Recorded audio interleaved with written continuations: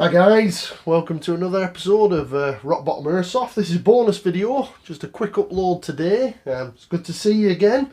As always, if it's your first time here, it is good to see you. Slight change of scenery today. It's just a quick video here, just a bonus upload really, just a quick one. But I'll do a quick tech one.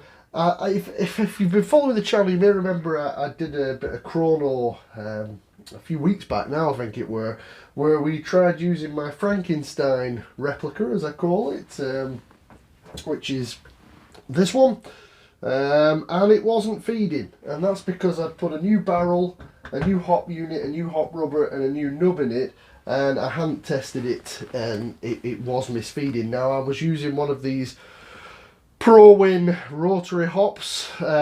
These chambers have a mixed reputation, as I'm sure many of you will know, for misfeeds. Now, what I actually found was the problem is that sometimes when you've got your barrel mounted in the upper receiver, it can be a bit loose, and you might need to move it backwards or forwards, the hop unit, to get your nozzle timing right and to get your nozzle length right. And it won't feed.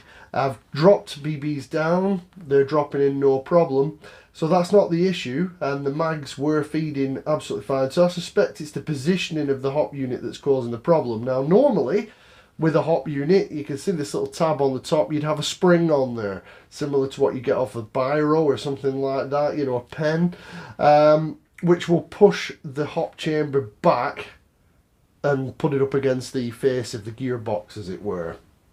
Now in this instance that's clearly not working because the hop unit can move when the replica is reassembled, which is not ideal, and will allow it to misfeed basically, and the nozzle's not going in the right position is the simplest way of describing it.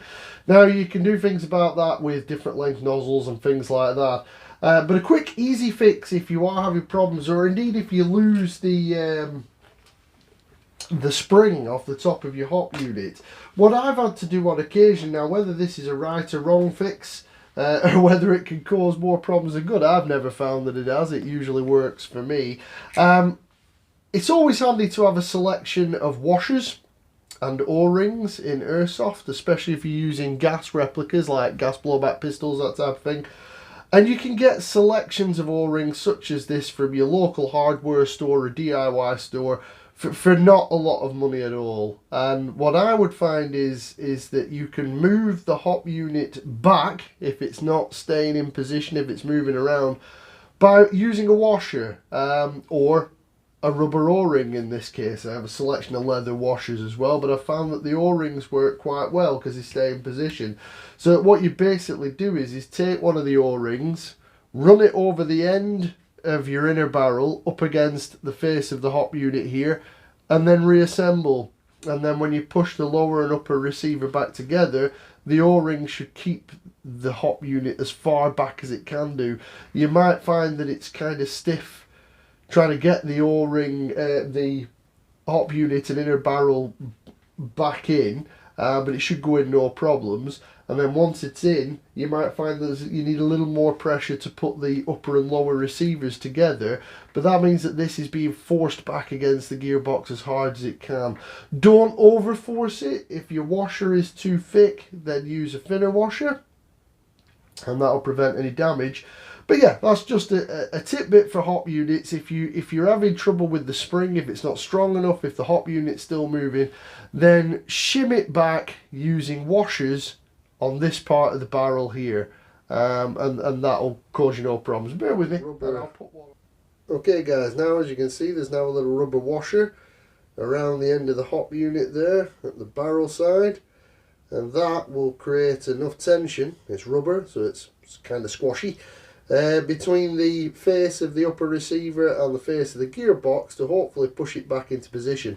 You may need to experiment, use a couple of different sizes of washers, different types of washers, till you get it just right, but that should allow you to feed without issue.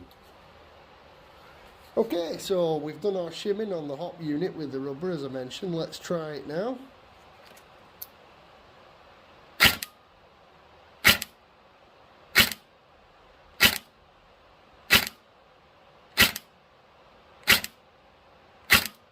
I'd say she's pretty consistent, guys. So there you go, guys, it works. So there you go, guys. Like I said, I've put the rubber washer around there and experiment with it. You try different sizes of washers, different numbers of washers, like I mentioned, just to move it back and forth so that you get a good seal to your gearbox, and hopefully it should solve misfeeding problems you're having. It's not guaranteed to work. It's just something else to have in your arsenal of quick fixes if you're having feed issues, and it can take a bit of trial and error to make it work. But I have found that has solved a lot of feeding issues, and I've also found that it's solved inconsistency issues as well sometimes. So it's not anything that, as far as I'm aware, that people use in general. It's not like a tech thing as such. It's just something that I've found in my own experience which can work. Okay, so I hope that's helped. I hope you found it useful. Thanks very much for watching, and I will see you in the next one.